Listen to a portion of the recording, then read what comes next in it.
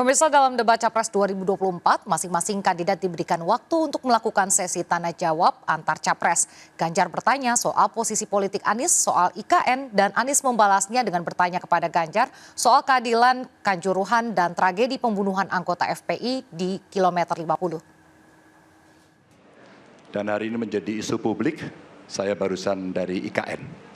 Mas Anies, dengan berbagai kondisi yang ada di Jakarta, traffic jam, orang bermigrasi, bagaimana polusi yang terjadi.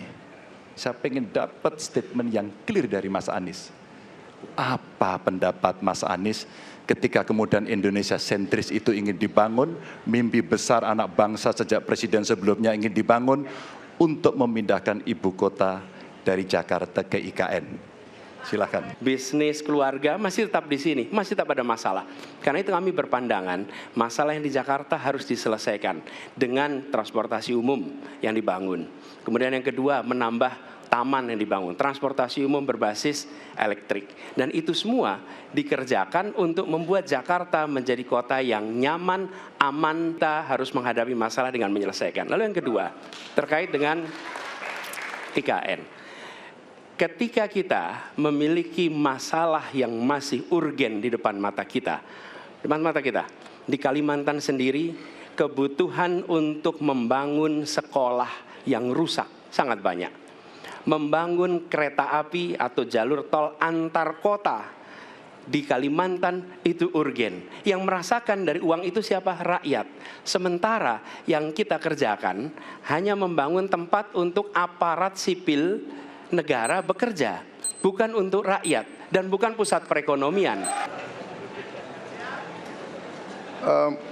Mas Ganjar punya pengalaman sebagai gubernur.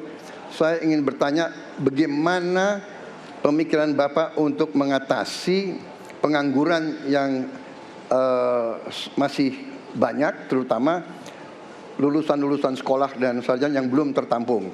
Mungkin pengalaman Bapak bisa Bapak memberi suatu pencerahan kepada kami. Membuka ruang investasi yang cukup besar dengan cara memastikan penegakan hukumnya bisa berjalan baik, kepastian hukumnya berjalan dengan baik, transparan, akuntabel, mudah, murah, cepat dalam sebuah layanan. Tanpa itu dilakukan, mereka akan minggat dan mereka akan pergi, tidak mau datang. Yang kedua, ketika mereka datang, sudah masuk berinvestasi, katakan, pusat-pusat pertumbuhan sudah diberikan kepada mereka oleh pemerintah dengan fasilitasi kawasan industri umpama, insentif pajak umpama, kemudahan perizinan, ease of doing business umpama, maka ketika kemudian itu sudah berjalan, Pak, yang mesti disiapkan adalah SDM.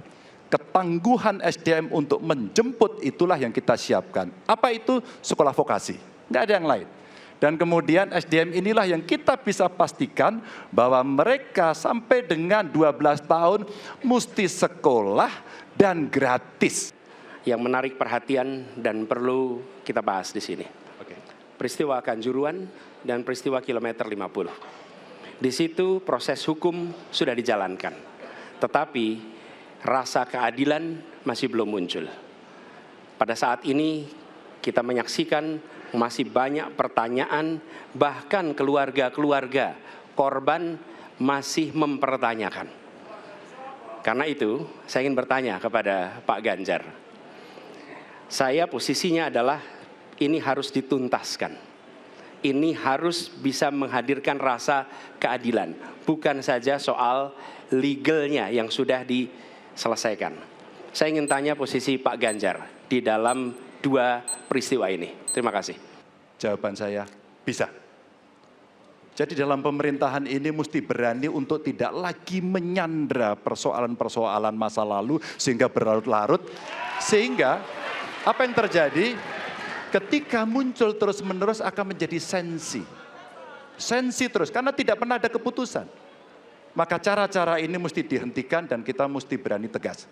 Kadang-kadang kita juga mesti harus berpikir dalam situasi yang lebih besar. Mari kita ciptakan kembali Undang-Undang KKR. Mari kita hadirkan kembali Undang-Undang KKR agar seluruh persoalan-persoalan pelanggaran HAM itu bisa kita bereskan dengan cara itu.